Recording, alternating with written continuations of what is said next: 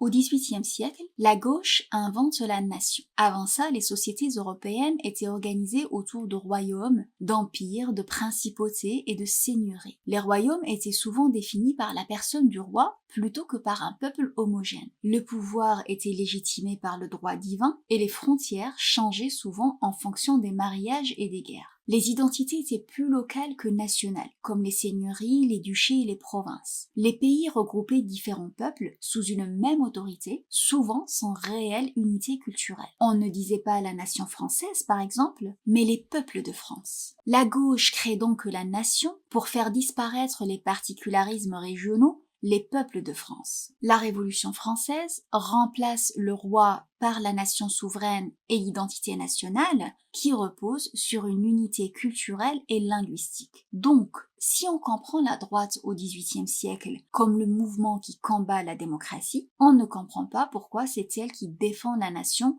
depuis le XXe siècle et depuis le XXIe siècle la liberté d'expression et la souveraineté populaire, alors même qu'elle les combattait au XVIIIe siècle. Mais si on comprend qu'elle ne combattait pas tant la démocratie, qu'elle défendait ses enracinements régionaux qui se traduisaient par le roi, les seigneurs locaux, la chrétienté française et ses divers peuples. On comprend mieux pourquoi, une fois que ces enracinements lui furent arrachés, elle s'est réenracinée dans la nation. Tandis que pour la gauche, remplacer les particularités régionales par des particularités nationales n'était qu'une première étape vers l'émancipation. La deuxième étape visait à détruire la nation, l'État et la civilisation pour qu'il n'y ait plus d'intermédiaire entre l'individu et l'espèce, que ce soit à travers l'internationalisme marxiste ou le mondialisme de la nouvelle gauche et d'autres projets universalistes, on retrouve le même objectif. Des expressions comme citoyen du monde ou droit de l'homme montrent cette volonté d'effacer toute particularité autre que celle de l'espèce humaine. Mais même l'idée d'être humain devient une particularité à supprimer, comme le montre l'idéologie antispéciste.